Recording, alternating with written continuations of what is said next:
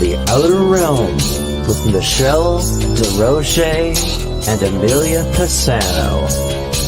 Airing live on the United Public Radio Network, 105.3 FM in New Orleans.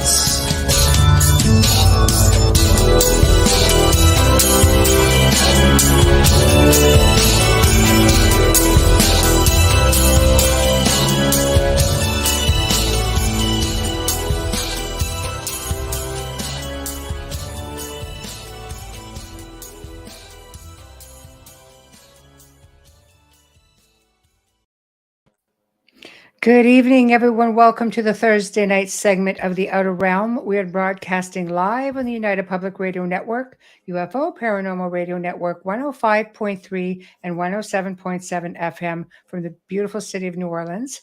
We are fully sponsored by the amazing people over at Folgers Coffee, who have been a part of our journey since the very beginning. So thank you, Folgers. It would not be the same without you. And Amelia and I love you for real. Anyway, we're also very grateful for the contribution of Dr. Snick, the sonic surgeon, aka Justin Snicker, who is the voice and, of course, the music that you just heard on our intro. He's an award-winning composer of Halloween, horror, sci-fi, and dark wave electronic music, which can be found on all of your favorite platforms. So check him out. Also, big thank you to Steve McGinnis, the artist behind all of our banners and logos here on the show. So he can be found on Facebook and Instagram, and also just happens to be specializes in the horror genre. So definitely check him out. So tonight, for the very first time, we welcome Jeff Olsner to the show. And he's going to be discussing how his life was forever changed as an exchange student at Findhorn Foundation in Scotland, where he learned why it is so important for us to have a connection to nature.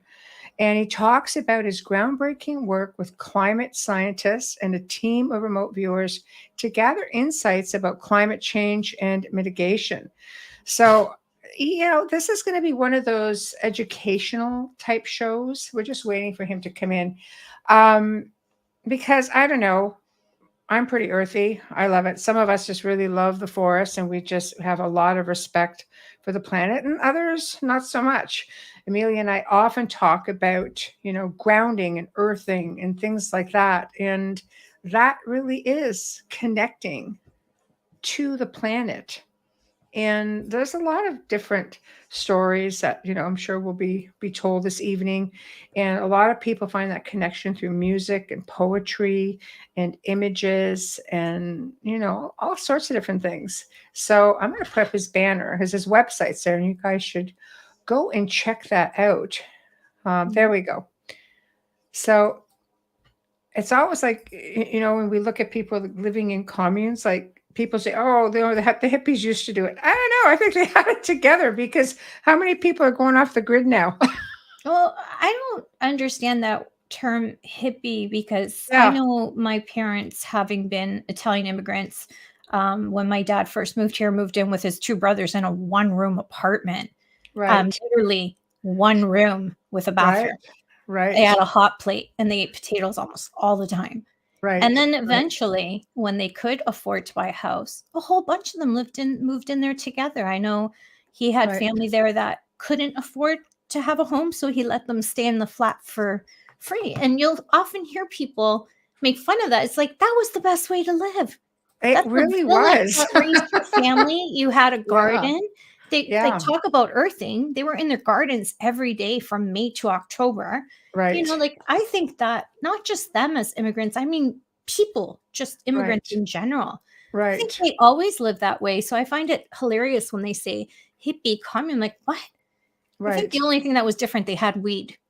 Right. Maybe that's it, right? I don't know, because I can't see my dad doing that. But it was. I laugh. I think they had the best lifestyle, and that we should look into that a little bit more and try to adjust. I think the earth basically, it sustains you. And I think a lot of hold on. As a start guest, spin. I don't see the link in your last message. Okay. I'm pretty sure it was there, but let's Send it try this again. again. Yeah. We'll try this again. But you were Uh, saying connecting to the earth and well, connecting to the earth is really important, and I think a lot of people are starting to go back to that, yes. and I think it's fantastic. Sorry, guys, Yeah. I'm just fumbling looking for I have to resend this link. I don't know where it went. Almost like it got lost in Okay. cyberspace or My something, but my little I guess you call him your great nephew, my niece's son, Luca. right, I right. adore him. You'll never see pictures of him on Facebook because if you know what I do for a living and for what I did with Right. the police Yeah. department, you'd know I'd never post a photo of a child. Right. Um, no hate mail. Anyways, he wants to build his grandfather on his dad's side is building little boxes for him so that he could have it at waist level for him to grow his own Oh, vegetables. And he wants to do this at 9 years old. And I think, oh my God, that's I do think he's fantastic. going to be a chef. He's always had that thing Mm, since right. he could walk. Right. He's definitely going to do something with food. Uh, Right. so I think it's exciting and I think it's Mm, fantastic that his grandfather is building and his dad is building this for him to explore right. it. One, Yeah. to start better, connecting with the earth and understanding Hmm. how much it gives back to us so that we treat it well. Hmm. I think, it'll be hopefully, I mean, it takes our generation to teach the next generation, but Absolutely. I tend to wonder if the next generation, I mean, I have to hope that the next generation will be, interested because we're Oh, such a technology based society now.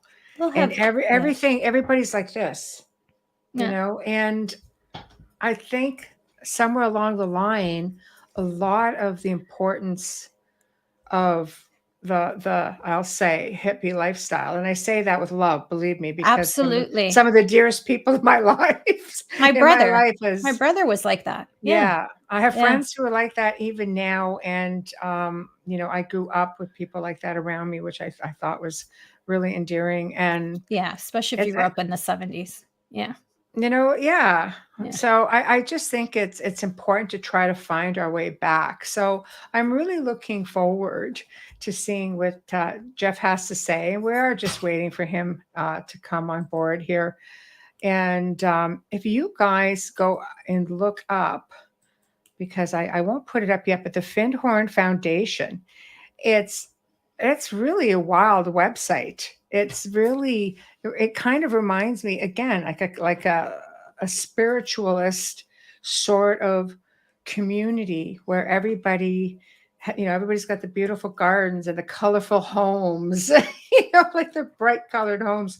For those of you guys maybe who've been to Lilydale, because I love Lilydale, which is in Mm. upstate New York, and it's just you walk in through these gates and everybody, I mean, when we say earthy, they're earthy. I can't wait to go. Yeah. Oh, yeah, they're just, you know, everything is so how can I explain it? Everything just comes from the heart. Everything is like with love. They have fairy gardens and they have little Yeah. elf houses and Yeah. little So doors, cute. and I know, and you can go through these forests and they really nurture the forest, and they have a temple in the forest, and it's just really fascinating. They even have a little gnome section. I'm not really a fan of gnomes, so My mom never cared for gnomes either. I know. She liked her So angelic statues and the little yeah, babas. yeah. It's not about gnomes. I just think that they're Yeah. just waiting to cause some havoc, like shenanigans and stuff. So It's I don't hard know, when you but know the backstory. Most people yes, that have garden gnomes, it's just it's a yes, it's just a thing. It's a cultural thing or their it garden thing. is. But when you're in It our field, is. it's a whole different No, it's whole true. different thing. It's like when you I put do. fairies on your sliding door window. Well, let me talk to you about fairies. But yeah, I'm just so typing the guess. It's no like I'm not problem. sure where the first one went. Oh, Okay. that's amazing, Zach. He wrote, can I read what Zach wrote? Yes, yes, yes, He yes, yes. wrote, my 89-year-old grandfather is still working on his beef cattle farm with no slowing down. And for his age, he's very muscular and fit. Well, that's why he doesn't need to slow down, honey. He's working and he's 89. Right. God bless him. Tamara says, I have grown corn, hay, wheat, vegetables, you name it. But you can grow things in pots or plant vegetables in between flowers in your garden. Let me tell you something, Tamara. My father had a giant garden, and I've posted this picture. Right. Giant garden, like bigger than a 20 by 40 pool. Right. And he would still, what was left wasn't much grass, but we had fruit trees everywhere. And he would still pot in his, because he was a winemaker, his old oak barrels. He would cut them in half and he would still pot vegetables in those halves. And he put them around the trees. Right. Like it was never ending. Right. You know, I think it's awesome. I really do. It's great. It is. It is. I miss the days of harvesting and putting it in the freezer and having it all winter long. I miss those days. But you can do that. You can. I can't because I'm out in the country and the rabbits eat everything. That's true. Everything. They ate my rose bush. I had to take everything down. Yeah. Between the rabbits, the voles, the deer, it is really, really hard. Oh, thank you, Tamara.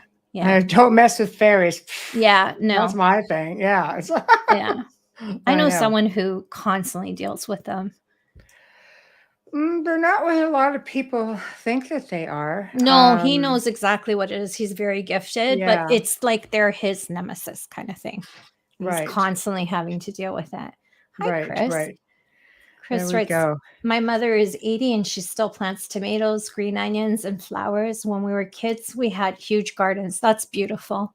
Did you know that if you buy green onions, even in the grocery store, you save the roots, the little white roots, and you put them in a little bit of water in a glass? Do you know they grow back within a couple days? Really? I do it. So I buy it once and I eat it like for 2 weeks. I do it. Really? Yeah. It won't. Crazy. The third time it'll be thin, but you can either leave them in the water or put them in a soil and then they'll keep growing. But I had them in the water and I couldn't believe how fast, like literally the next day it's already shooting up. So yeah. So there's a little tip for you on saving money. That is craziness. You can also grow a pineapple from the stem on the top of your pineapple. You can. That's interesting. I tossed mine because I peeled too many back, but you can grow like a little baby pineapple plant. Right. From your pineapple, you take the last 4 layers, you twist the stem off, you take the last 4 layers off, let it dry for 2 days. You can rewind this. Don't worry, you don't need a pencil to write this down. Let it dry for 2 days, and then you put the tip in water. Takes a couple weeks, the root starts to grow, then you put it in soil, and you pour to water it from the top. So it goes in right straight through. You don't water the dirt. You water from the top in the center, and it'll eventually grow a tiny pineapple. That's craziness. I'm just celebrating. Yeah. There's all kinds of things. If you go online and you check anything that has a stone, like avocados, you can grow an avocado plant. You can grow lemons from the seeds. There's tips on everything to make the most of what you're doing. And you can also, you're upcycling like banana skins. You put them in water overnight and then you use that water to water the pineapple plant and it grows even better. See, there's learning all kinds of earthy stuff. Yeah, that's a lot of earth stuff. Just saying, know. There's a lot of tricks. And I think, like you said, for us or, someone to teach the next generation, I think AI is going to be planting things because it just doesn't look like it. I think it's pretty sad. Yeah. I think we have to teach, we have to teach the next generation, and some of them are amazing, from a very young age. They learn to have a healthy respect for animals, but they don't think that plants can actually feel. Yeah. And plants can feel. And I'll probably end up telling this story, again, if Jeff gets on it. He's struggling a little bit with his browser right now. Sorry about that, guys. But I remember seeing this video and it came up in my memories, I think just yesterday, ironically. And there was a high school and they took two plants and they put them behind glass. They had one Yes. plant that everybody walked by and praised it and said wonderful, beautiful things to it. And then the other plant, everybody belittled it. They were mean to it. Oh, And I'll tell you, like within just about a week, you could see the difference. The plant that was being complimented was thriving. The color was really nice. And the other plant, the leaves were starting to wilt. After about a month, the one plant was thriving, beautiful. Yep. The other one, the leaves were brown. It was dying. yep. And I'm thinking to myself, oh my gosh. And this is what, people do to each other, not realizing that the same thing happens with plants. So Yes. yeah, it's true. Yeah. And it does. Wayne says they sense Yeah. everything around them. I talk to all my plants, the trees, everything Mhm. that is living around me. I do too. But Wayne, the two of us also talk to ourselves. It's But true. yeah. It's true. And this is also true, Tamara. So we have to be careful of what we say to ourselves. We need to It's nurture true. ourselves too. Tamara says trees talk to each other via roots. It's like a telephone network. I love that. It's true. Well, it's I true. They love- do. Yeah. They do. They're very sentient, and it makes it really, really hard. I think people don't realize that apparently your plants, if you even pull a leaf off of it, a dying leaf, they cry, they scream. Mhm. And Oh, I know scientists did this thing. Please send that other link again. and people are afraid to eat lobster. Sorry. I know. I'm not beating up on vegans, please. No, but I mean, it's true. They do. Okay, thank you for your patience. That was like nothing yet. What? Oh my gosh. Ruth Okay. Keeler. Hi, Ruth says, look up the experiments that Cleve Baxter did with plants. It's fascinating. Thank you for that. Trees, mushrooms, most plants sing on a different vibration. Tamara says, that is so true. I've seen those videos where they connect that sensor to them and then you hear the music that comes from them. And sometimes I'm like, is it hurting the plant that they just connected it to the leaf?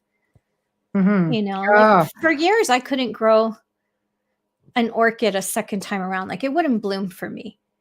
Now I have it blooming more Right. than it's supposed to. Like you hear they bloom once a year. Mine are blooming twice a year.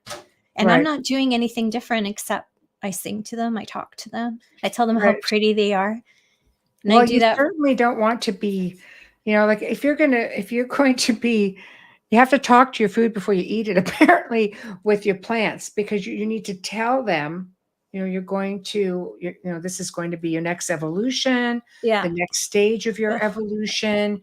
You're going to something greater. You're going to be sustaining life. Yeah. And like, I never realized that you should actually do things like that. And do you know the same thing applies to water? Like I think it's Yeah. about intention.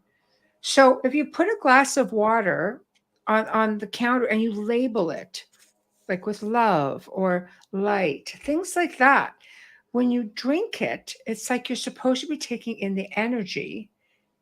And you notice it because scientists have done experiments apparently with this. If you label the water, exactly, Tamara, and they put it in the freezer because they could see what the difference with the crystals. And I thought, Mhm. that's brilliant. I'm grateful for water. You I gotta have total talk to gratitude. but you need to talk to it. So you're talking to your plants, you're talking to your water. Yeah, say it's true. Wayne's sister does. She does do this every single day, Yeah. every day. That's good. Yeah, exactly. If we underestimate plants. Yeah. Have you ever seen just imagine a big giant Venus flytrap? Oh, You want to be nice to that sucker. yeah. It'll It'll take your head. I know. Yeah. It's like, yeah, about that. Yeah. But I think Oh, sorry. that My fan's driving me crazy and my lip gloss. Okay. if you walk through a forest, then you should if you listen, you'll hear it. Trees do speak to each other. What is I thank my basil before I put it in the sauce.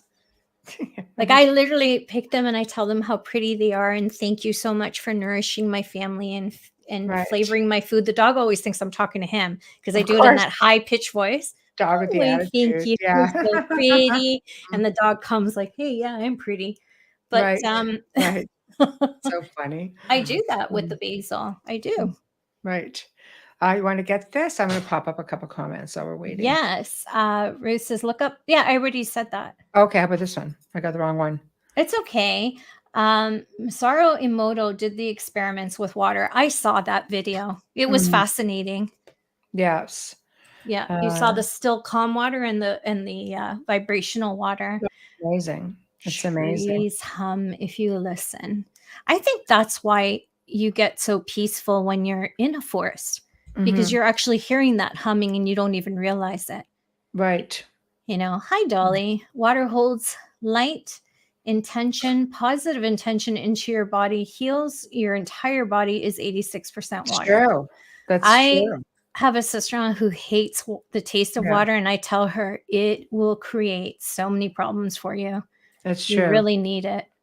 Yeah. Everything thrives off of water. The entire planet is based on water. Dolly says, thinking negative thoughts, you hold them in the water of your body. Ugh. That's true. That's true. Yeah. Okay, Chris. Crazy. Oh, sorry. I thought it didn't move up for me. I'm reading it from the side. It's bigger. Hi, Chris. Chris says, when I'm out in nature among trees and such, that's where I feel closer to God than anywhere else. There's a peacefulness there. Right. Yeah, the trees humming. Yeah. I love it. And the same thing goes. Oh, hold on. Okay. Oh, Dolly, I sent you that pattern, by the way, in Messenger. Wayne says, when I cook, I talk to the food first, explain what I'm doing, and people always comment on how good it is. Yet when they make the same thing, it never tastes the same. They forgot to add love intention. Love intention, or the recipe to the home fries. Everybody wants that. He's it's love. Come from everywhere for that. It's the most important ingredient, my mother would say, is the love and the passion. Exactly. Exactly. Sarah said you can put cucumbers and strawberries in your drinking water. I do. I do. Yes. I love cucumbers and that. Yeah. Yeah.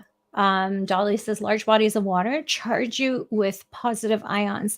I think so. You find that people that live oceanside and seaside, especially with the salt water, are much healthier than we are when it comes to sinus issues. And, like the salt water, it's always humid. It's not dry. So they don't tend to have the same issues that we do. The migraines, the sinus infections, the ear infection. It's different for them. Yeah. Because what do you put in your sinus, in your nose when you're clearing out your nose? Saline. What do you put in your eyes? A saline solution.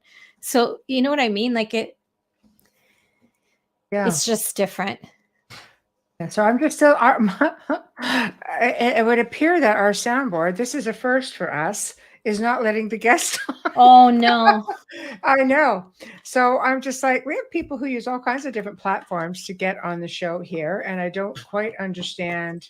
What's his browser? He says I even. What did he say? I even downloaded Chrome. I said, maybe just restart the computer, because otherwise, I could bring him on the phone. He can call me, but it's difficult to hear. Yeah, exactly. Soft spoken too. He really is. Yeah. So, you can put me on the phone, but I know. The soundboard. Yeah. I agree with Tamara. It says if you're having depression, walk by water or lake shores. It changes your energy. It does. It charges you. I remember living in Toronto. I would drive down to the lake shore often, and just a lot of. It's funny because we lived in the suburbs and we would drive down to the city, which is hilarious because people who live in the city drive out to the suburbs because they're so used to it. But there's a peaceful side of Toronto on the lake shore. where Right. it isn't a city right before you Right. get into the city center.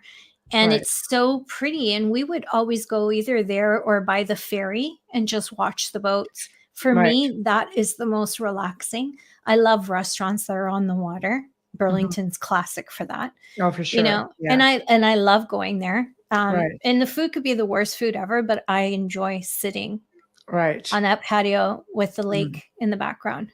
Right. Love it. There's something to be said. Our guest is going to keep trying. So I said, that's fine. You know, go ahead. We're going to be for a couple of hours. Yeah, no We'll hold problem. the fort. That's all I See? said. We'll hold the fort. Zach's validating me. Sorry. I know. So no, I completely think that there's something to be said about, you know, like picnicking, just being in nature, listening to the sound of birds. I Eating food with personally ants. Sorry. Sure. Go ahead. Sure. I'm just like, that's the one thing I can't do. No, I you know what? We just used to take the family all the time. It was wonderful. I think that positive ion strength in your brains. Yes, absolutely. It's funny too, isn't it, Dolly? Because in the world of ions, however, the negative ions are the better ions Mm. than the positive ions. I've said this many times to you. I cannot do a reading with a salt lamp on. No. Running with Bigfoot. No, for me, it's the bugs. I can't handle the bugs. I don't know. I'd have a bit of a. Well, I don't even know. Oh, this is Wayne's big one. June bug. Dodging June bugs I at know. night. Yeah, He hates them. He hates I them. don't like them. They have it out for him. They do. They have it out for him. It's Me, just, it's crickets. I'm on the second floor of my house, and my house doesn't sit level to the ground, and Right. they are on my windowsill outside in droves. I know. Just, I'm like, where's the I birds know. now? Come on, this is easy prey. I know.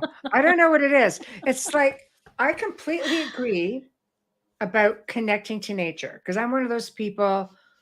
I mean, I get upset when I see a tree get cut down. Okay, I Oh, do. it bothers me But too. sometimes nature fights back. Yeah, takes your house with it. Yeah, I know.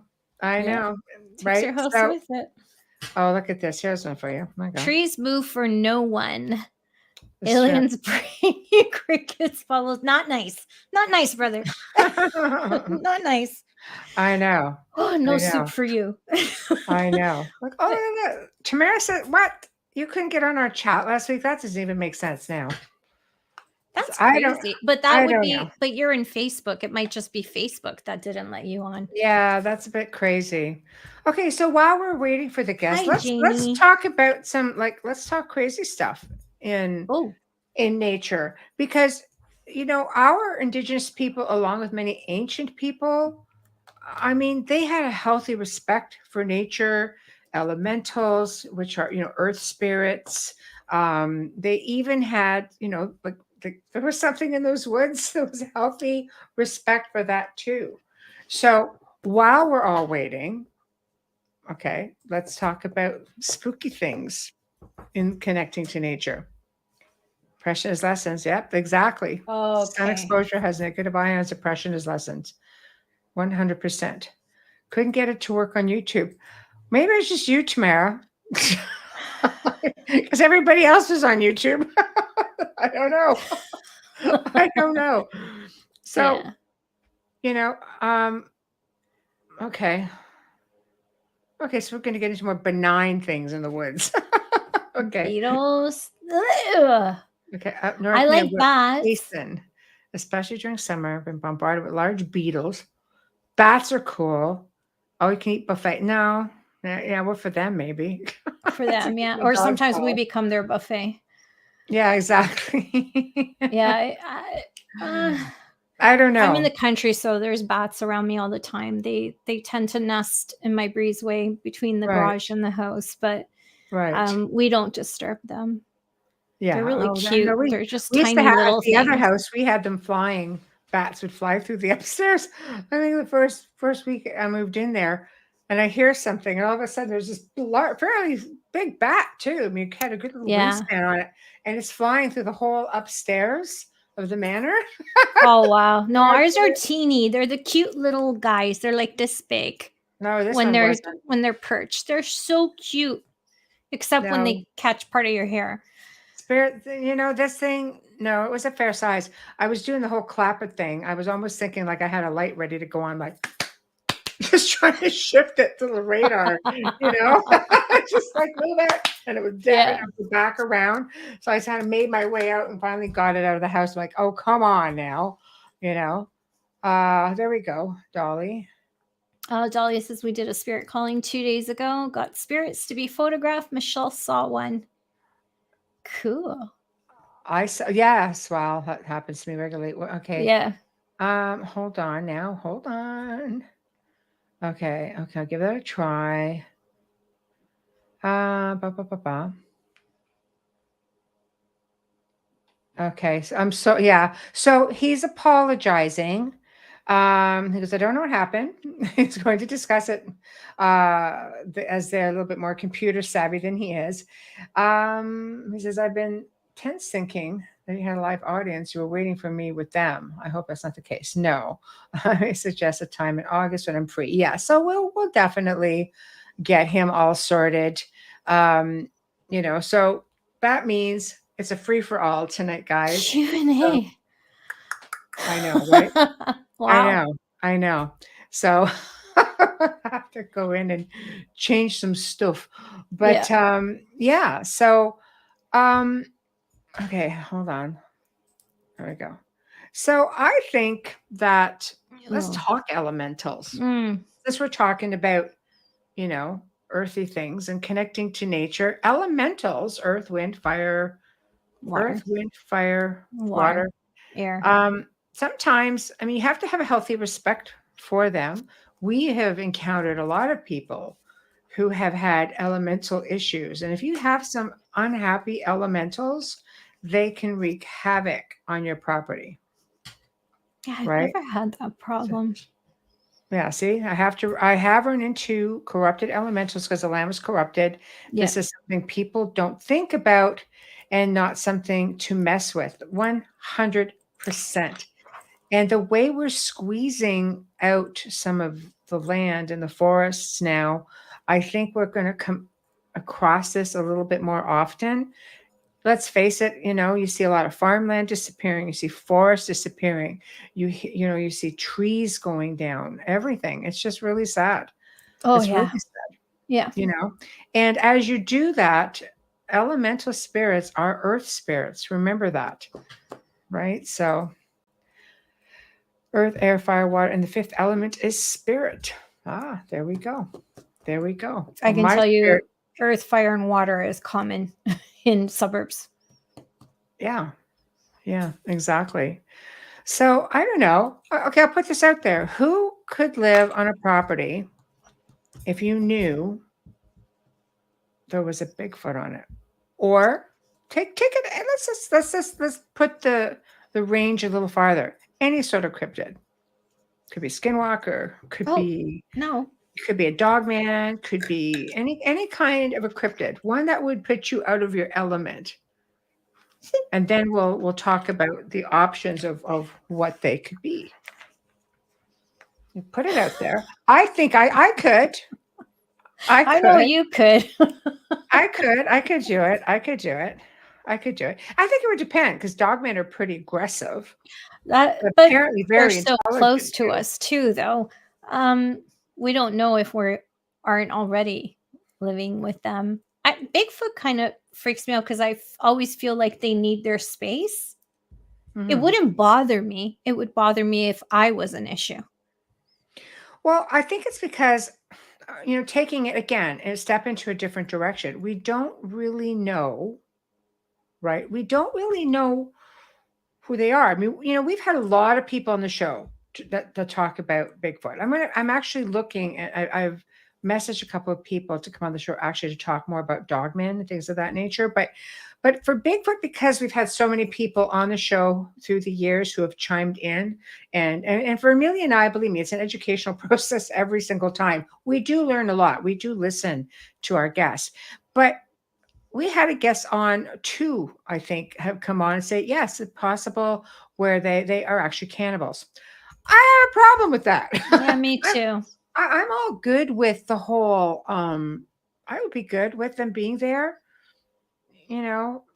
But it's funny because Wayne was sitting down last night and he goes, "Well, at least with the way different sounds in the house." He goes, "Well, at least it's not Bigfoot throwing stones at us."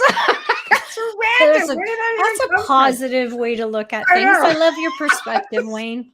I know. I'm just like, where the heck did that come out of the blue? But I agree with you. So it reminds me of the story, because our family has like 100 acres out near a really large provincial park and big cottage area up this way. And this was in and around the time where we had these two gentlemen on. And I'm actually going to go back and try to find, I think that might have been, we lost like over 100 archives when, the network's original YouTube went down. And 150. we had people on there, 150, yeah, right? I won't forget that number. And basically, I totally lost my train of thought. Sorry. Oh, yes. They were talking about different things that Bigfoots do. So they behave a certain way. If they cry a certain way, this is how they behave. If they come at you a certain way, this is how they behave. Or if you do something, this is how they take it. So one of those things was if you go out, like let's say I'm trying to scare them with pots and pans and hitting pots and pans, they take it as a sign of war.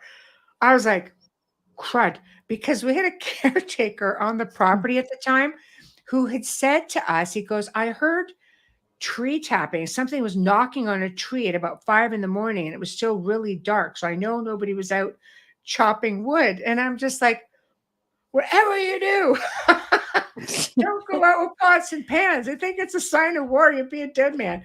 Well, after he had left, we went and we just locked everything up. We noticed that because he's like part native, and I noticed that he had tobacco out there and he had all of this smudging stuff, and he'd been out there, I think, trying to make peace, because Indigenous people are very, very, like I said, they're very earthy. They have a very healthy respect. And I thought it was interesting. So I was like, oh my God. Okay. So, all right. We don't know, if they're cannibalistic or not in that area, but it was interesting because there's a couple of really popular TV shows out there that will show you videos of things. And I don't like to say it, I like the show, so I'm going to say it. It's like Paranormal Caught on Camera. Heck with it. Anyway. Yeah, they changed their cast. Right? Sorry. Well, yeah, I think they do that now and then. But what was interesting is there was a video clip of a Bigfoot walking on the side of the road in the exact same area. Good Lord. Right? And you could tell that it wasn't like blurred out or questionable. Oh, no. Yeah, it was clear as day walking on the side of the road. No, like no, they were no, in a car and they were videotaping it ahead of hell them. to the no. And then it wandered off the side of the road and kind of went off into a path or something. So I'm just like, yeah, okay. no. That's that. So, I don't know. That's to me is just a little bit much. So hold on. I'm on the air. Hold on now. Sorry, guys. No, it's okay. It's okay. I'll just read what Dolly wrote. Oh, I can't get back up there. Hold on. So that I can see it, but let me see. Yes. She said we planted every kind of fruit trees and even are growing tobacco because a friend said they eat it. Sasquatch is welcome. Good for you. Oh, isn't that great? Do they spit it out like some people do? Isn't that sweet? Isn't that sweet? Yeah, it's quite all right. Skinwalkers, though. Nope. See, I'm with him. Yeah, I mean, Bigfoot would be cool. Yeah, it's funny how some people feel that way, because honestly, like skinwalkers could be what in Canada they would call like Wendigos. Yeah, and there's a lot of there. Yeah, and there's a lot of documented stories that go back to Jesuit priests in the 1700s, in some of the provinces that were being colonized. And the native people, the indigenous people, the area were trying to explain to these priests what these beings were. And this is probably where we got some of the first accounts for the Wendigo, because the priest's like, oh, they're afraid of this thing, because he would have to report back to his superiors. And Mhm. because I'm having a struggle converting people because of this or this or this. So that was like pretty cool documentation showing that, our indigenous people had this healthy fear of these beings. And the Wendigos seem to be really close in appearance, to what some people have described with the skinwalkers. Both aggressive, just, Mhm. But again, I think when you start getting into, Bigfoot, people just seem to be a little bit more relaxed with them for whatever reason. I'm not. They're Yeah. massive. Well, I wouldn't be relaxed with bears either. Like, I'm not that kind of an outdoorsy person. Mhm. I do love to be outdoors. I do love walking in forests, but Mhm. not so deep that something enormous could live there. I'm Mhm. on the safer side. I'm not Mhm. going to walk where there's mountain cats. I'm not going to walk where there's cougars. That's just not me. I Right. wouldn't take a risk like that. But I do love being in nature, just not to Right. that degree. Like our friend Hamilton White, who can take a Right. tent and put it anywhere and spend Right. a week there. I can't do that. I wish I could. I'm sure it Right. has something to do with a past life, but Mm. I think so. But I love being Mhm. barefoot. I love walking in the grass. I would go barefoot deep into a forest. I used to love collecting leaves off the ground and connecting with them and feeling Mhm. the energy. That was all important to me. Mhm. Yeah, you know what? I think it's very important that we do. And sometimes it means that we have to intermingle with some, of the beings that are out there. And I don't know. I think we have so many dense forests and so many areas that are completely um uncharted, for the most Yes. part. And I think anything could be out there, which, okay, we'll put a couple. Um, we have to start asking ourselves, where do they come from? What do we think they are? Dogman apparently are extremely intelligent, but hell, Yeah, I don't need extremely to be. aggressive too, I don't want to disturb any of them because you're in that's their world. Mhm. Right. I'm just saying, don't go so deep into the forest. That's all I'm saying. I don't think it really matters how deep you go into it. And again, I go back to a story of that a woman told me, and she was raised, like on her grandmother's property, grandparents' property, which is probably about an hour, 2 hours from here. And she was told as a little girl, do not go into the forest Hi, because Steve. that's where the Yeah. wolf people are. And she'd be like, "Oh, okay." So as she got older, she was probably about, between 13, 16 years old. She was walking, through the fields Mm-hmm. on the farm, because this was a farm. And she stopped it dead in her tracks, pardon the pun, and she looked over along the tree line, which is where the forest was. And she claimed she saw five, like what looked like to be large wolves walking upright. And her grandmother, they call them the wolf people. The hell is that about? They That's need to not stay even in in their the own. woods. They need to stay in their own land. It's true. And I'll tell you something. This is Steve, Nocturnal Frequency. Okay, we're both from Burlington.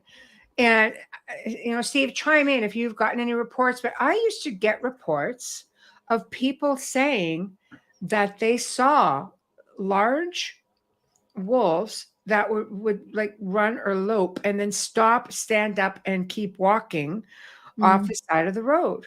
Or that some of them were so big that they basically would take up like a whole lane. Like, you just picture a lane on a road, and how your car, as you're driving, how it fits in. They're pretty big. Your car fits in it. You have space on each side of the lane. Well, when this one woman had claimed that she saw a wolf, and it looked like it had pretty, you know, like more than just wolf features. There was something about it. It didn't look right. The eyes didn't look right. And this thing was standing across the lane because she came to a halting stop and it was there. And then it turned around and it looked at her and she goes, it looked like it was about ready to stand. Oh, And then it just got back down and then took off. So there you go. Yeah. Okay. oh, Sue says I had an experience similar back in 2003. Why have we not discussed this? I know. And Call in. Tamara's also Burlington, right? They Yes. show up in cities. Yeah, like Burlington. Yes. It's just Yes. like, so I don't know. I mean, I grew up north around wolves and I was very comfortable around them. I remember being just sitting on one mountain eating an apple, and I was probably like maybe between, I don't know, 8, 10, in and around there, 11 maybe.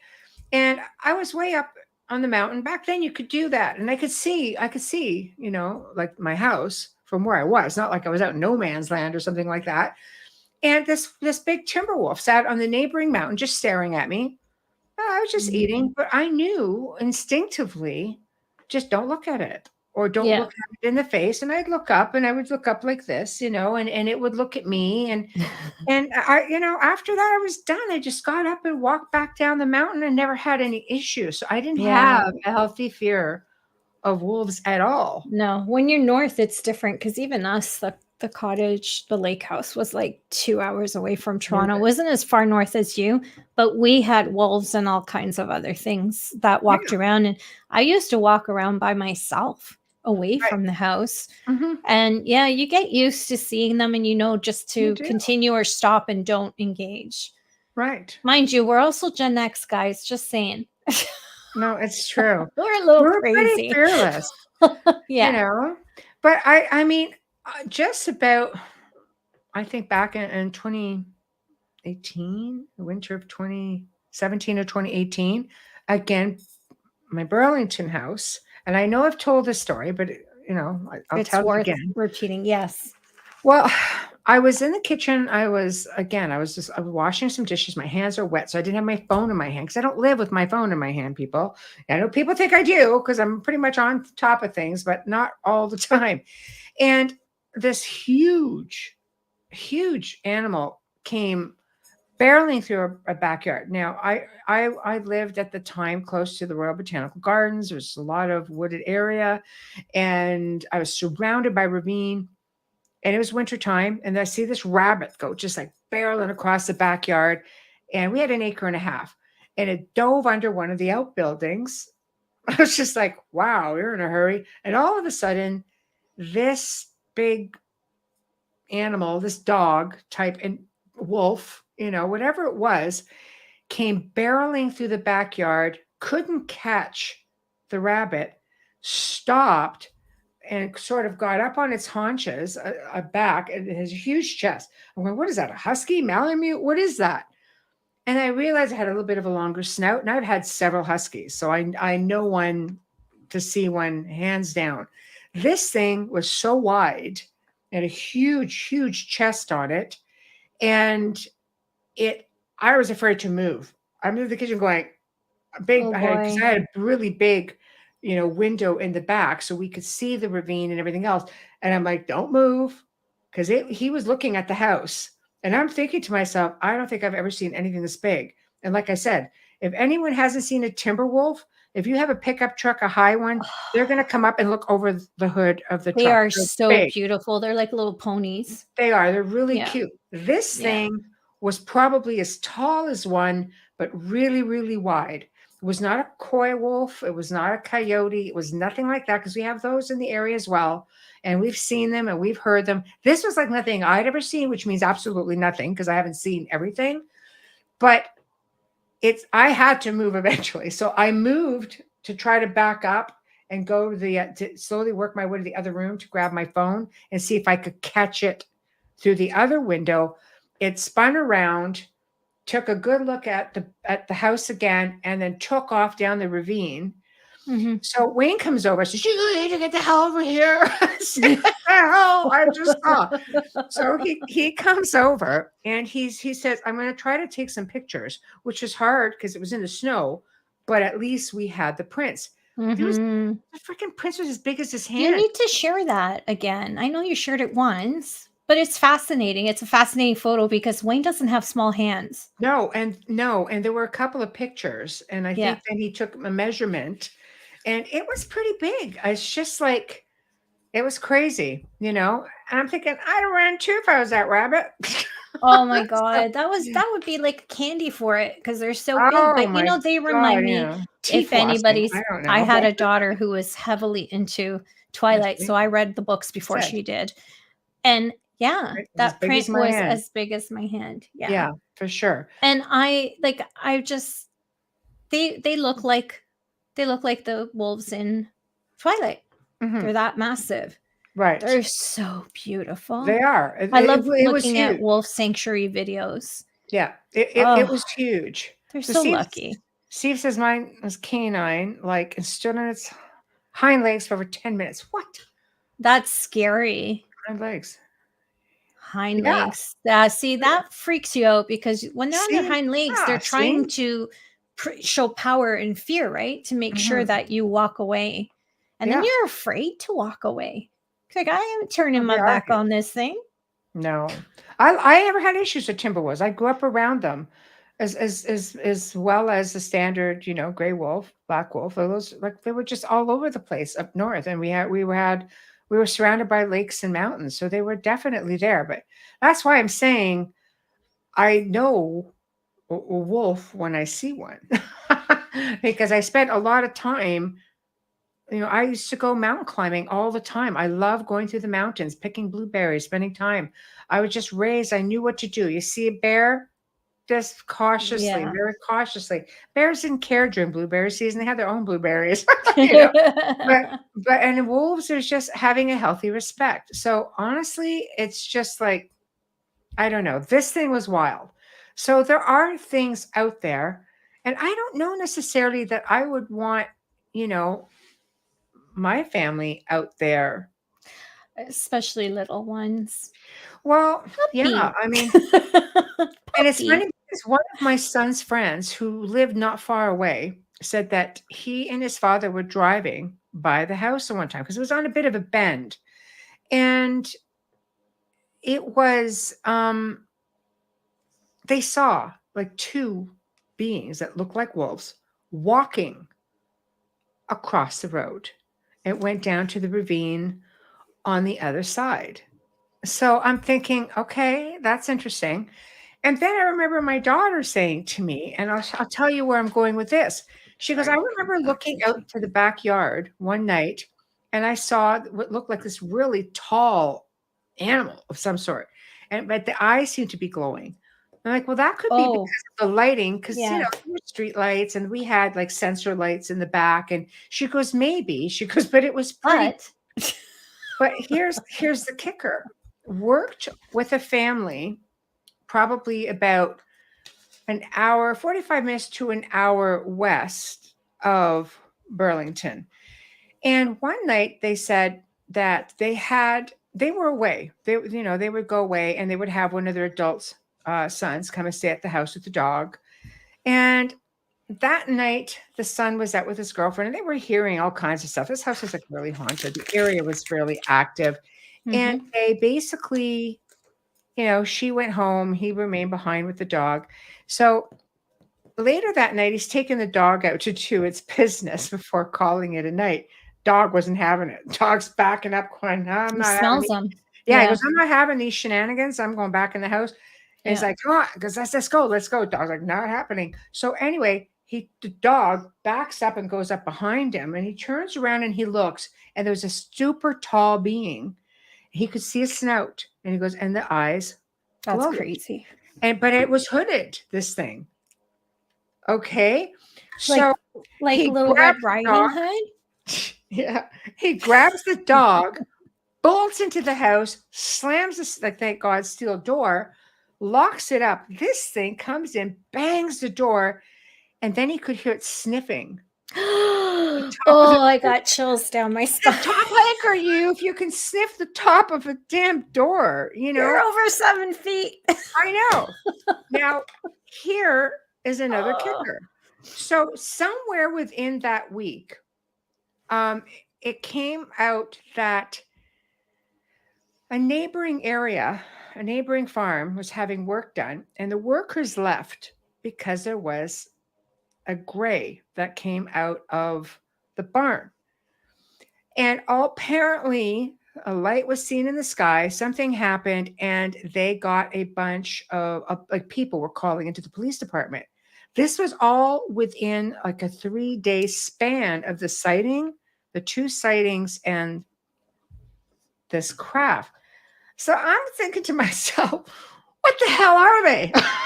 Oh my God. I mean, right? It wasn't a wolf or 6 bear. Heck no. I've yet to see a bear. Call me crazy, but we have bears in Burlington.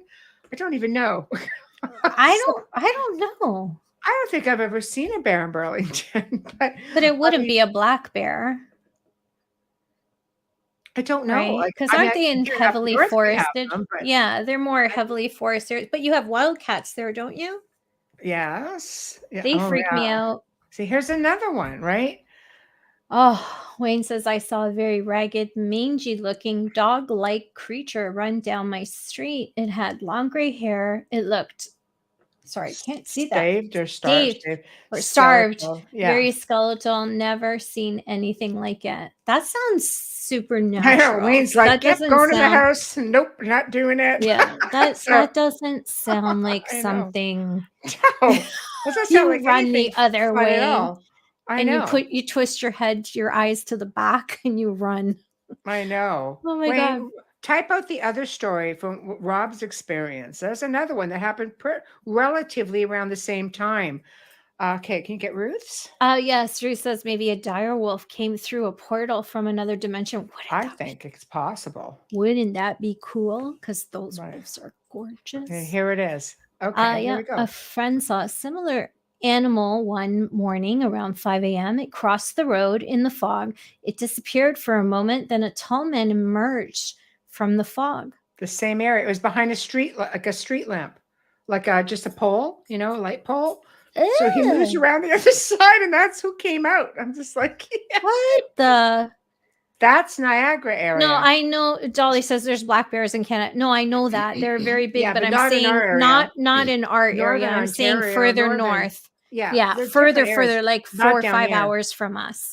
Yeah, not down here. That's what I said, because we're Southern Ontario, like we're just a hop, skip, and a jump from Buffalo. Yeah. So, I mean, some of our cities are practically American. We're so close, but yeah, you won't see bears here. It's all city. So the guy backed up the entire length of the street, never took his eyes off the man standing in the mist. Sorry, I didn't realize. No, that's creepy. Got that right, Ruth. That would be it for me too. Yeah. Okay. Yeah. Oh. Paranormal. Sorry, can you read that? Because paranormal UFOs and cryptids show up. Yes, there was a bear killed about 10 years ago in Burlington.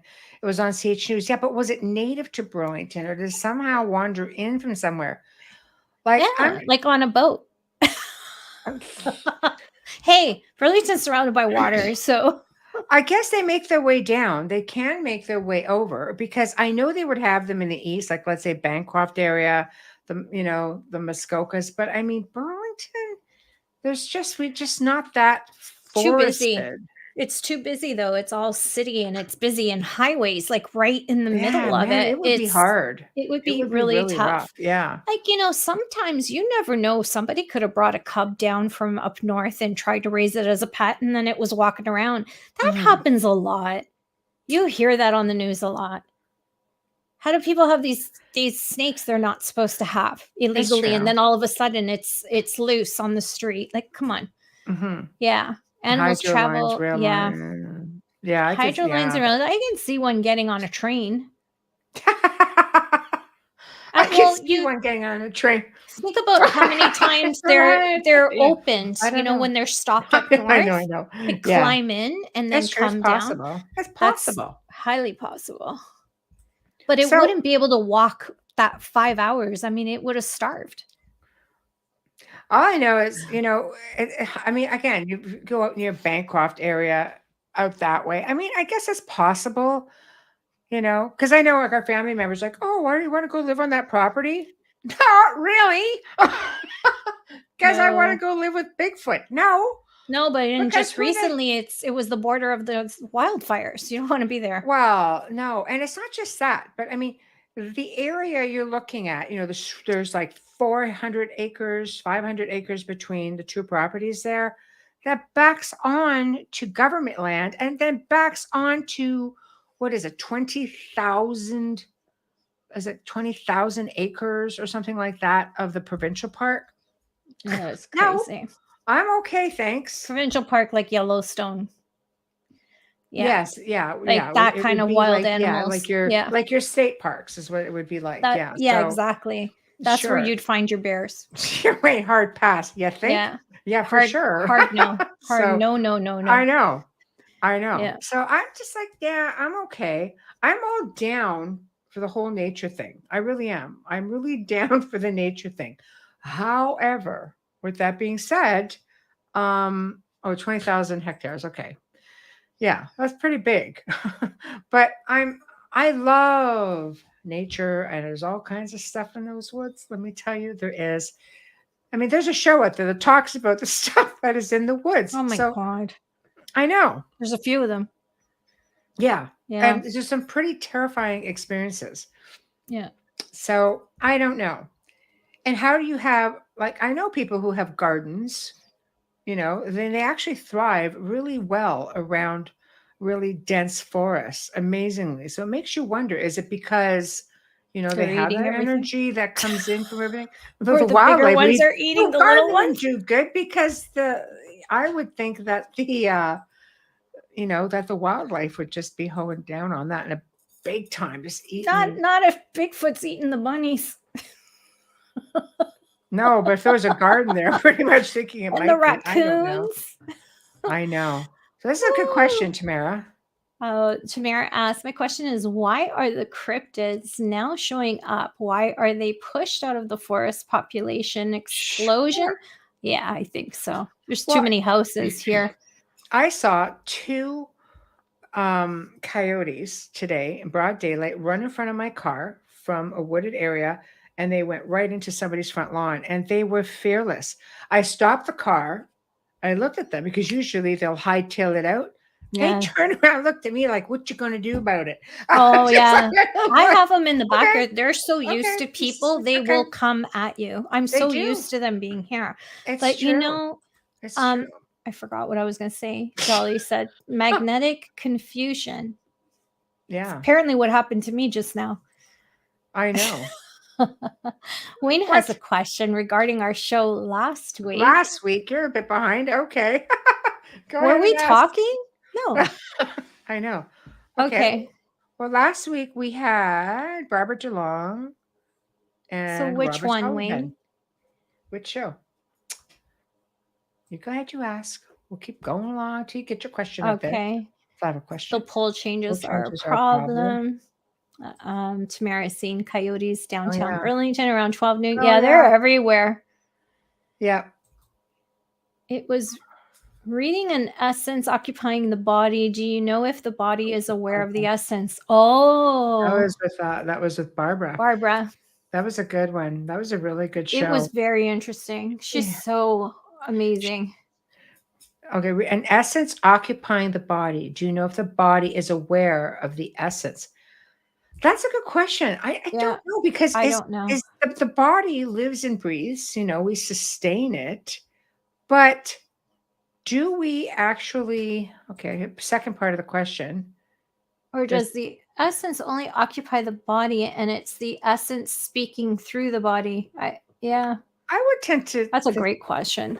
I would tend to think that actually this part of things, because I mean, save that. Isn't she coming back for August? She's coming back in August. Save the question. No, I mean, I can only be hypothetical about it because honestly, some people, like if you clone somebody, for example, or an animal. The animal still makes sounds. It still exists. It still The lives meat life. body. So I don't know. Go to the next one. In my essence, there's The the essence meat simply, body. yeah, and yeah, it's simply a hitchhiker. Now I Oh, want to know that. I'm going to have to say, Barbara, here's a question. or Michelle's going to be like going through all her research tomorrow based on this. I know, because it's going to drive me. Why didn't you just ask me that? Like when you're sitting across the table from me, I could have probably tried to look at it. All right. Dolly says your physical body can sense all sorts of energy. Oh, sorry. I'm sorry. I did. Yeah, you got ahead there. Sorry. That's okay. Yeah. All right. So we'll go there. I'm just so happy I can read them on this side. That one I Right. can't read because it's too high up. Right. Sorry. Okay. Go ahead. No, I can't read that one. Oh, you It's too can't small. read it. I can't Oh, go I see. back Okay. up. So if Yeah. you're in tune with nature and your own soul, you have nothing to fear when walking in nature. However, I suggest you carry a firearm. I don't Don't think do you this need a at home. firearm as much as you need Yeah, it pepper popped off. spray. Your nervous system is well wired. Oh, Yeah. you said you should have asked the guest today. We're so mean to Wayne. Like, Not really. you're mean. Bugs, I didn't have an answer. Pass the buck is what I say. You didn't even say, I don't know. You should have asked the guest. I know. So why did you ask the guest that? Because it was a really good question. So it wasn't to be like malicious. It was That just is so like, funny. I know, it was a brilliant question. Like, you definitely should have asked. So, we'll have to It's like ask her. that It's just- time he asked you something and you said, well, sometimes you're not meant to I know. know. And I'm like, you said what? I know. Okay, so what we're going to actually put a station ID, but what we're going to do, look, we have something brand new for you folks to listen to. Oh, have a listen. All right, everybody. It's time for you to get out and nominate your favorite podcasts. There's an amazing show I want you to consider for the People's Choice Podcast Awards. The Outer Realm in the category of Best Female Hosted Podcast. The Outer Realm is a very popular show hosted by Michelle DeRoche and Amelia Pisano, which boasts millions of listeners each week who are well known for and have been complimented on their very laid-back, roundtable style of interviewing. Together, this dynamic duo brings you the best of the best with guests from around the world who are well-versed within their respective fields of ufology, paranormal, esoteric, and other areas of high strangeness, and more. So go to podcastawards.com to nominate The Outer Realm in the category Best Female Hosted Podcast. That's podcastawards.com, and please take a moment and do it now. And we're not done yet. We've got 2 more on the network, so we're going to promote everybody. Hang tight, please. All right, everybody, it's time for you to get out and nominate your favorite podcast. Yes, it is that time of year again. There's a show I want you to consider for the People's Choice Podcast Awards, UFO Undercover, in the category of entertainment. UFO Undercover brings you some of the most revealing and current research that is being done with respect to alien abductions and contact. Host Joe Montaldo has been an abduction researcher for over 35 years and is uniquely qualified to bring you live interviews with some of the most well-known researchers in ufology. Go to podcastawards.com to nominate UFO Undercover in the category of entertainment. That's podcastawards.com, and please take a moment and get out and vote now. Oh, 1 more. Hey there. It's time for you to get out and nominate your favorite podcasts. There's an amazing show I want you to consider for the People's Choice Podcast Awards. The News on the Flip Side, in the category of politics and news. News on the Flip Side is a much different news and political program which is not deemed as opinion news. Listen as Joe Montaldo brings to you just the facts from trusted sources which will allow you, the people, to make up your own minds on the various stories being reported on. Go to podcastawards.com to nominate News on the Flip Side in the category of politics and news. That's podcastawards.com, and please take a moment and do it now. Ha! Told you there'd be some cool stuff coming up, and there we have it. So, of course, we're going to play the heck out of that every week. Anyway, Okay, let's go with our station ID. We'll Here we take up where go. we left off. That's right. You are listening to The Outer Realm with Michelle DeRoche and Amelia Pizzano, coming to you live from the beautiful city of New Orleans on 105.3 and 107.7 FM radio. We are currently streaming live and archived on Roku. So if you are just tuning in or watching us right now, thank you so much for joining us. Please share us with all of your friends. Tonight, we are discussing elementals, tuning into Earth, earthing, cryptids. There isn't anything that we haven't touched on today. Even black bears. Figure that one out. And the big wolf that Michelle and Wayne got to see. So if you are just tuning in and you've missed all of the fun, don't worry, because you can stream the archive on any platform you normally use. Again, don't forget to share us with your friends. A huge thank you, and I forgot to take my pen out of here. A huge thank you to the amazing people at Folgers Coffee for fully sponsoring our show from day one and continuing to sponsor our show into the next year. Thank you so much, Folgers, for your support. Shout out and a huge thank you for our intro and outro and lending his voice to Dr. Snick, the sonic surgeon, Justin Snicker, award-winning composer and musician. You can find his music on Amazon and Bandcamp. And don't forget to check him out on Facebook and Instagram, where he's daily dropping clips of his music for sampling. Now, if you are watching us on Facebook right this minute or on YouTube, please make sure to give us a like and subscribe, and don't forget to share. Back to Michelle. And big thank you to Steve McGinnis, who is, again, the artist behind our banners and our logo. So thank you, thank you, thank you. And for Yes. those just Oh, tuning in, sorry. expecting to see Jeff Olsner, technical difficulties, we will be rescheduling him. And disappointing it is, you have us. Yeah, we're lots of fun. Chat room is on fire. So let's kind of get back to that. And everybody join on in. Lots of fun. And we'd love to hear your stories. So going back to pick up where we left off, Dolly. Blah, blah, blah, blah. Okay, yeah. So beginning with the first question. Okay, yeah. So this is where we can pick up. Your consciousness is driving a great vehicle. It has sensors, light arrays, sense of smell, sight, everything in your body aids your consciousness in this dimension. Agreed. And then Wayne said, it goes, oh, yes, I asked about my life path. I guess this is when he went to a medium, right? Oh, yeah. I can't remember. Is this me? Yeah, no. I asked about my life path. You have to elaborate on this, Wayne. I had to figure it out on my own. When her car wasn't working and asked me to look at it, I told her I knew what was wrong, but she'd have to figure it out. Did you actually say that to me? What a guy. What a guy. So, wow. Yeah. Very nice. Very nice. So Dolly says, P.S. humans are elementals. Ooh. Oh, Ooh, yeah. really? Well, that's another good way of looking at it for sure.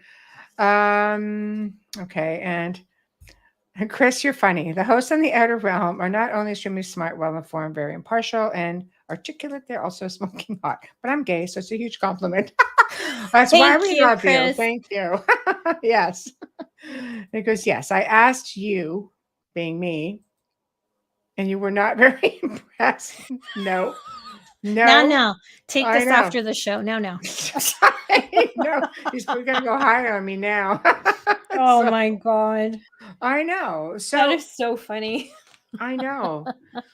So getting back to like dogmen, we do have, there's sightings of them everywhere. And I know in Canada, there's one called it's a bit of a story called the Beast of Port Robinson. And I've been hearing stories coming out of this place for ages. And for people who don't know what Port Robinson is, it's an area down near Niagara Falls, closer to like the Welland Canal, because it actually split the area in two when they put the locks in. So there's huge locks that go through the Great Lakes there. It's an unbelievable technological wonder. Anyhow, this one girl ended up telling Wayne the story, actually. And she basically said that she was with, some friends in the woods. And yeah, the channel was cut in half when the panel canal, yes, was built. Exactly. That was Wayne. And Wayne, correct me if I'm wrong on the story because it was told to you, but they were walking down the road and something big, like it looked like a werewolf, basically how it was described, started chasing them. So eventually they got hold of the car. Is that how it went? Where I was sure they were walking and they saw this thing and got in the car. Okay, chased her car. All right. So I can't remember the story exactly. It's always hard being that the third person. But the Hmm. beast chased her car and the car was clawed up. Yes, I think it was her and her friend in the car. Okay. And but if I'm not mistaken, when they got home and they found it clawed the next day, so this thing actually followed them home, which is creepy in Oh, itself. Yeah. yeah. Off driving. Yeah. Well, I don't know.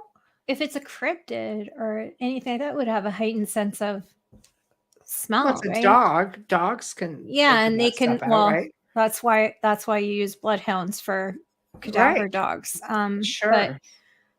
huh. I don't know. There are things out there.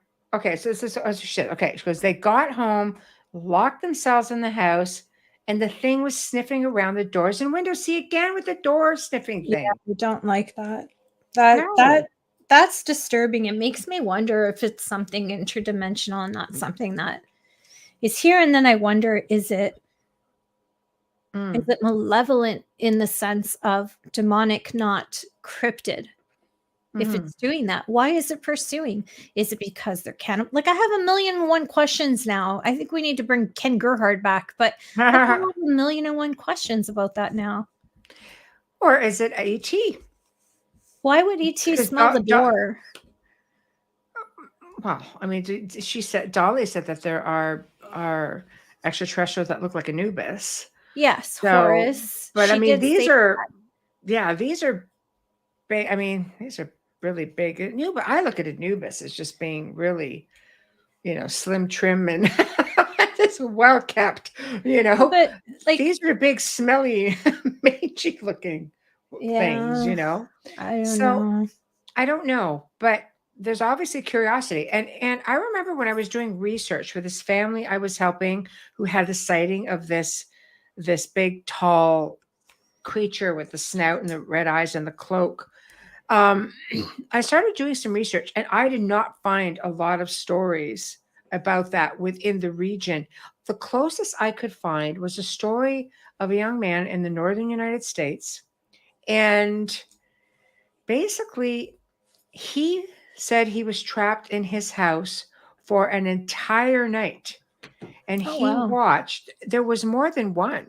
He said there were like 3 or 4 of them. They circled his house all night. Said it never happened before and it never happened after. See, I got Adrian agreeing with me. Okay, want to get Thank you, that? Adrian. I kind of float on this theory. What Adrian is saying. When Mhm. things act in a way that they show hate I is a hate hard humans. word, but hate humans, it makes me think more demonic, deranged at the very least.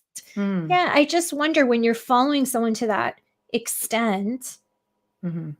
that's something that we get rid of for people.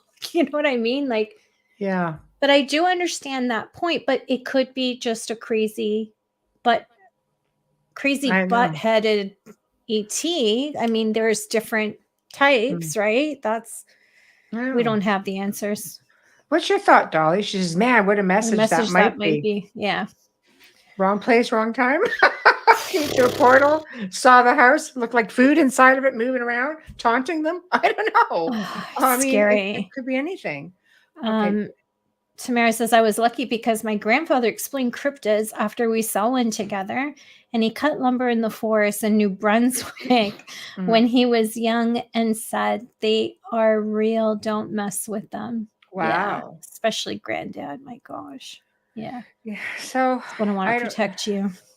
I think there's so much. This goes back to we're coming full circle a little bit. Um, maybe they do it for fun. I bet you. how we talk about educating the next generation on things, and they all think that, we're that generation. It's like, oh, you're all crazy. I seriously have to make myself a tin hat so I can wear it when I talk like this.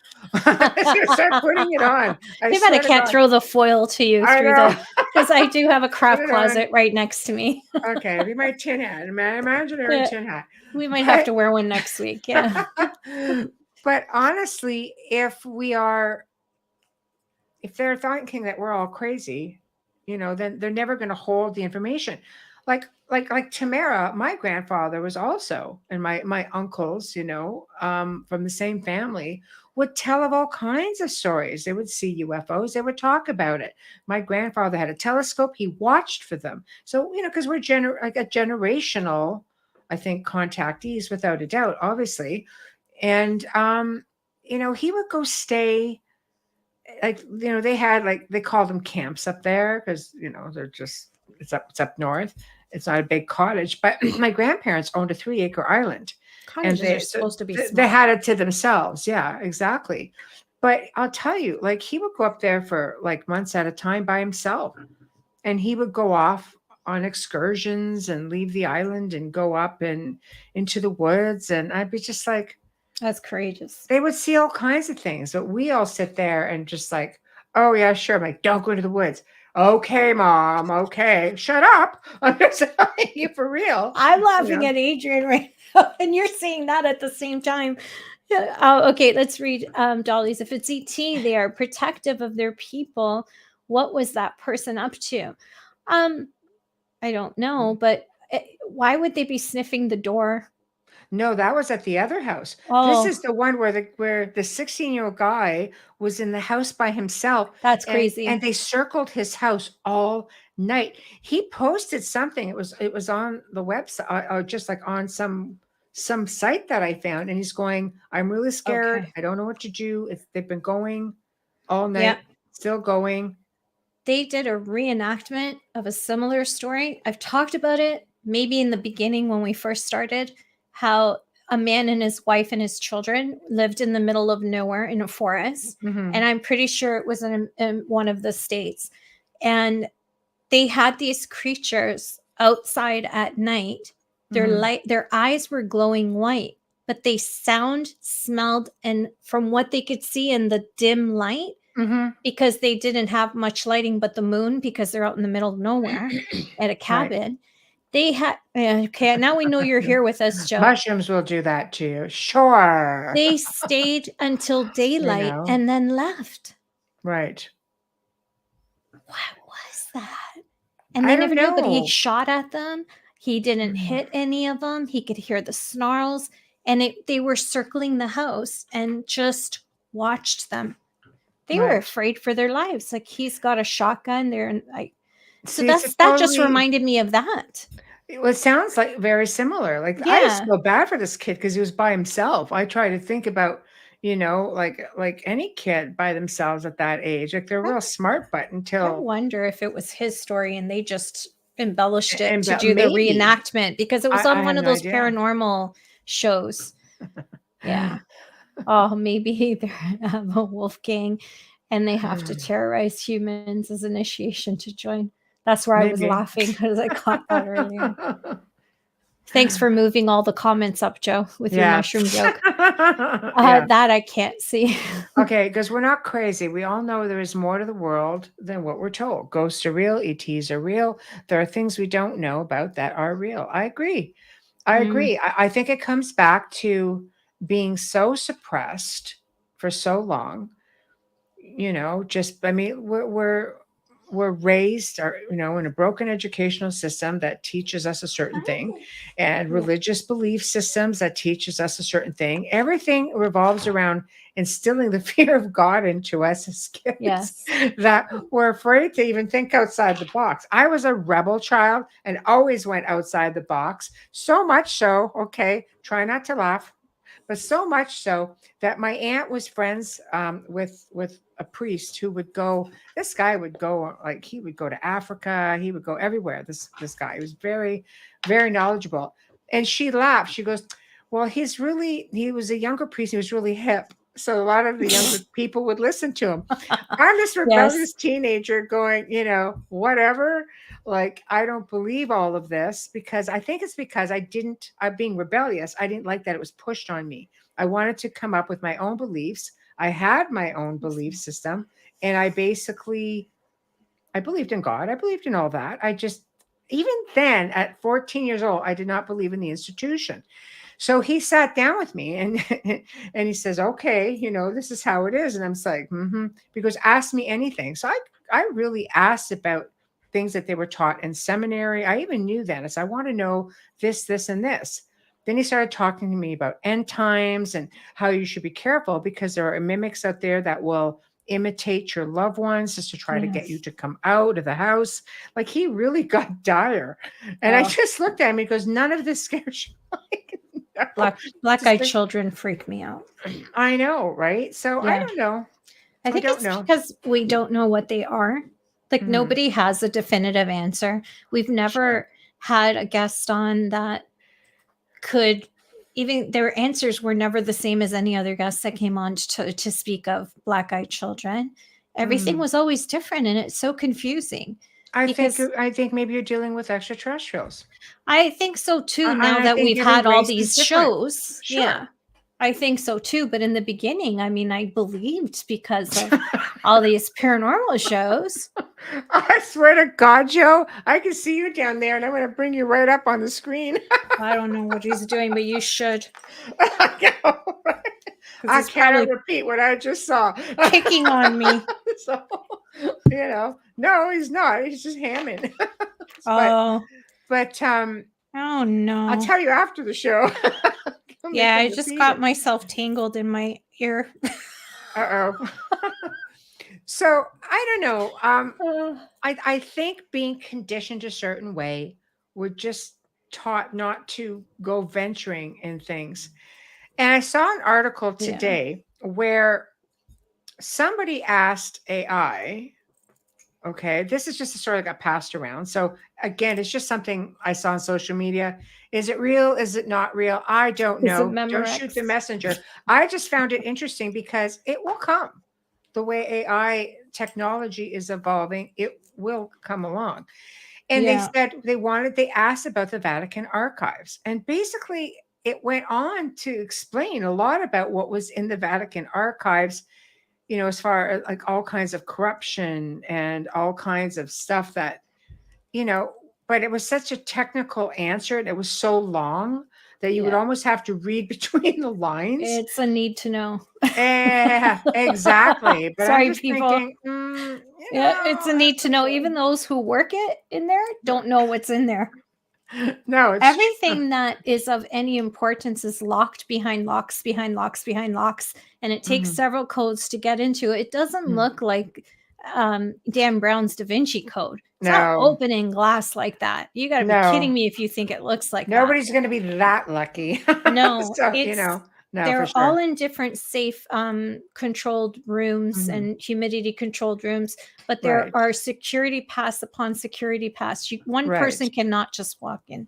No. They just can't walk in there. They've shown it on television. I just found that it was a really interesting. Yeah. Because, I mean, let's face it, as AI comes into play a little bit more, as it evolves on its own, and it will, because you look at the Google one, that one's already evolved. Well, let me tell you something. If you want to talk about AI coming into the real world, one of the, and we're not talking politics, but Toronto's up for a new city mayor. One of the mayors ran his campaign. People have found him using AI, and they're after him now. So I have a feeling he'll be dropped. Which is it's a pretty cool race this year because there's 3 women, 3 men. That's never happened. That's a tough one because they're on and on about AI is really the future. Yeah, but he's not supposed to be using that for campaign. He's supposed to be answering questions. Uh-oh. So he put out some stuff to promote Right. himself, and they've come to see that it's AI, and they're like, yeah, this isn't gonna fly. This is not acceptable. Yeah, But no, I know, I think no. it's up to we as human beings to definitely, push all of Well, that aside. Because even when you yeah, look at writers and illustrators of the future, okay, even a lot of their images, when they're looking at illustrators, they're not allowed to use AI. They want them, they're very no, specific about the fact that it's like, you know what, you do this on your own. And as it yeah. should be, as it should be. You're up for Well, an award, view it I yourself, I think with this, because But they're some so people, afraid of those AI 15-minute cities, mm-hmm, they're not going to elect someone like him in. mm-hmm. But it's Yeah, not a political thing. I'm just saying this is yeah, yeah, yeah, how yeah. AI can influence Mm-hmm. us today. Toronto is a large city. It's multicultural, and Mhm. it's second year in a row. We're not proud of this. The most expensive city in Canada. We're not proud of this. But Right. anyways, that is something that is really scary. It's something, the way of the future, and it Yeah. totally got us away from our Yeah. grounded And to it the earth, shows nature in our life. that, yeah, that We city need is not nature in our life. ready. Yeah, Yep. just They're, totally get away from they're the not ready whole. for it. They're Right, talking back by saying what the hell right, is going on. And I'm proud of them. right. That's a way that we have to slide. AI isn't even ready for us. No, no, exactly. Dogman for president. Don't You know what? you have him running for president? I'm kidding. I personally would love to eventually. I think right now, like, there's so much going on that you're going to see a lot more people, just because, it's like it's 10:40, right? So we're Yeah. slowly getting there. But I think as the world has been flipped upside down, and it was a real eye opener for a lot of people. And you're seeing a lot of people left the metropolis areas, and a lot of people went out and bought land. They bought, like cottage land, built a home, turned it into their homes. Some people have gone off the grid. Not a bad idea at all, because I think people got very fearful and felt, I would rather be away from, from that many people. So there's something to be said, I think, for going back to the roots. I grew up, alongside of a very nice big lake. I grew up alongside being in the woods, a very healthy lifestyle. And I think eventually I would like to end up the same way, because as we evolve as people, I like to spend time in and around nature. I love, who'd have known that the trees could communicate with each other via a root system, this high degree of intelligence. I always laugh at people, or laugh at people who say, oh, it's funny when you say, go hug a tree. No, I mean it though. Oh, it's not You're funny. grounding, you do earthing, hug a It's tree. A tree beautiful. will exchange its energy with you, Yeah. and you probably feel And thank fantastic. it. And then to find out, I look at plants an entirely different way. It's like, don't trim Yeah. the plant, even though you have to trim a bad leaf off a plant so it doesn't drain from the rest of it. They scream. They don't like it. I'm thinking, plants scream. Apparently, scientists have recorded this. Yeah, check that out on YouTube. After Right? the show, if you're on YouTube, just go search that. It's know. unbelievable. I know. It's just, it's craziness. So Yeah. just being the whole experiment, with the plants being belittled and the other plant being complimented, and watching the physical deterioration Mm-hmm. of that plant shows, like, It's very sad. Oh that's, my God. Sorry. I got know. bit twice. I know, it's crazy. Okay, hold I on. literally got nibbled twice on my foot. The Oh, dog's your right dog under is me. after you? He bit Sit my with your foot. back against a tree, meditate. At the same time as Tamara came in on Yes. Facebook, sit with your back against a tree, meditate. Are you guys sharing the brain? That's amazing. Oh my gosh. It came in at the exact same time. So, I used to sit with my back against a tree when we were at the lake house to read. right. My father had saved this tree that was on there because they had to take the land apart. And Mhm. it was by the water on the corner's edge. My mother loved it because she said it gave her shade. She didn't need a tan. She was olive skin. That lady was brown all year. Right. And she would like even her, she would read her magazines there, and I would, play in the water, and then I would come out and read my books Mhm. with sitting on there. But I used to always think it was because I love the beach. Right. I Right. didn't Right. realize I was getting so much from Right. the tree. But I'm a Pisces, so I do really well in and around water. Right. Love it. Yeah. Energizes me. Mhm. Do I you love it. ever connect with water when you're in your house? Just the Mhm. water that comes in to wash your hands, and you just sit there a minute and you run the cool water and close your eyes and just absorb all of that. It's Mhm. for me, I don't know. I love it. Right. Yeah. Right. I love it as well. I love anything that, that's always been there. We have to remember some of these, you look at some of these trees that have been there for hundreds of years. You go to Europe, some of these trees have been for like thousands of years. And mind you, I say that, Europe lost a lot of its forest, but when you're going into places that I've been to, the haunted forest in Romania, the Black Forest, there are some great forested areas, and some of our trees are thousands of years old. And I think that if you're spending time around wisdom, if you can absorb that, especially as a medium, you Mhm. can communicate with any sort of life Energy. and essence. Yeah. Exactly. Yeah. Exactly. But I agree with Tamara. Old forests do have a I completely think so different too. vibe. Oh yeah, Uh, absolutely. I want to oh, I'm a water person. Dolly says I'm in it as much as possible. Me too. Mm-hmm. Um, yeah, I would love to go over to California where they have those. Where are they? The redwood trees? Yes, the redwood So forest. I want to go through there. Mhm. But we have those out in Vancouver too. Yeah, but I want to. It's something that I want to do because of the sheer massive Right. size of it. Yeah, Isn't same, it? same. We Are they have the them. same? Yeah, we have them out No, in but do they have like as in large of a BC. forest Yeah, and yeah. as tall? Oh God, yeah. You can go in. Well, There's then I can pictures of stay in people out in Canada. BC, and they're like Yeah. almost like go walk right through them. They're just these big. You can drive a car through them. Yeah, I don't want to see cars through them. I No, want but to I'm just see saying, just like yeah, they're big enough that that you wide. could drive. Okay, Yes. I literally took it literally. No. My No. No. antacid just twisted. I had to take an antacid Right. earlier on Yes. the show. I No. think it No. just It's yeah. okay. It's okay. Yeah. but Oh my but gosh. you know, but I think that somewhere along the lines, if we can just go back to the way it was like pre all the technology, like you look back to the time of Druids and pagans and the indigenous and pre-ice age, and these are people who lived in the forest and they lived with the different beings that were there. You Yes. think to yourself, time of the Fae, and I mean, the Druids talked about coexisting with Fae people all the time.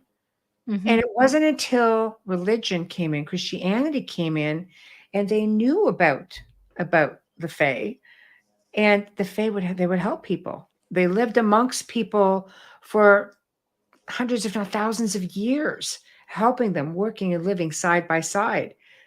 Bring in religion, different belief system, trying to create a belief system. All of a sudden, Mhm. they drove them underground, they drove them away. So you see, that just goes to show you, even going back 2,000 years ago, all of this changed. And it shouldn't have.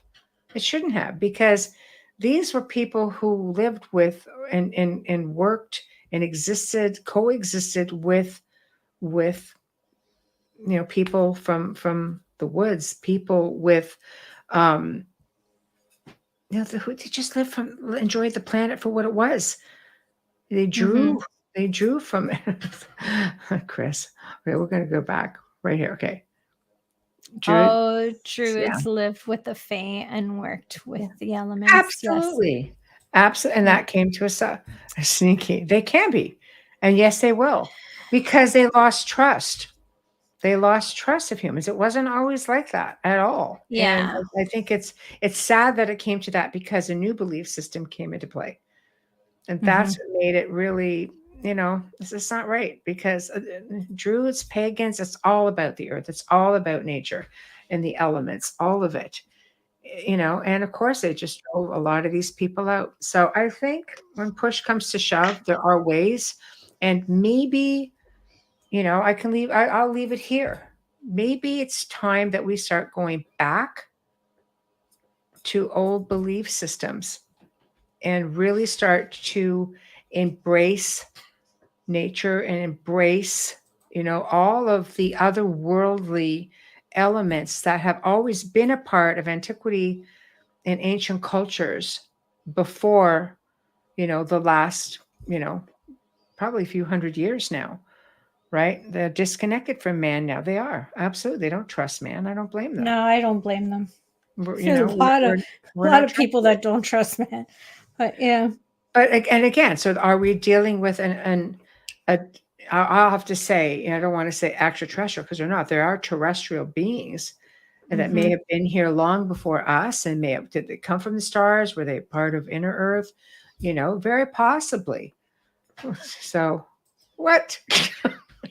It's gonna be one of those nights, is it? All right, Mr. Man. Write down all your questions and wait till she gets off air. Oh yeah, someone's getting fixed. But yeah, so maybe we just leave it there and pick it up next week, because I'm going to officially do our outro right now, and we're going to talk. I'll tell what's going on next week. So unfortunately, we did not get Jeff Olsner, and it was not for a lack of trying, because the poor guy tried everything. So I have a feeling I'm going to have to do a sound check with him when we are able to bring him back on. And August works for him, thankfully, because we're pretty much booking into August right now, and there's only limited spots left. So we will bring him back on, because I really, really feel that he would have had a lot of different sort of things to say, and being able to talk about different things that make us resonate with wanting to be connected to nature, and talking about the climate change and working with remote viewers. And I really, really think it would have been a great show. So, and it's just on hold. So unfortunately, it was not to be said and taken care of tonight. Boo. Yeah. Anyway. Sad. But we all had a good time with you guys, and the chat room was great. We had a lot of great interaction. So big thank you to you guys in chat room for joining us tonight and making this so much more interesting. Honestly, I know, and I wish we would have gotten Jeff, but he was struggling, and he will be coming on. So save the conversation, and nothing makes a guest feel better than seeing the chat room completely light up for them. So let's just hold that thought, and we'll pick it up when he does join us. So big thank you to Folgers Coffee for sponsoring tonight's show. Tonight, every night, every week. And I think we're going into year 3 or 4 with them. Just thank you. We love and appreciate you so very much. And big thank you to Justin Snicker, aka Dr. Snick, the Sonic Surgeon, for his contribution of his time, his voice, and his music for our intro that you guys hear. Big thank you to Steve McGinnis for the artwork that he's provided to us. We appreciate you all so very much. Next week, we're going to be having Mark Ollie come back on, all the way from the UK. And if my memory serves me right, don't quote me on it, but if memory serves me right, we're going to be discussing the real Robin Hood and the connection to Templars.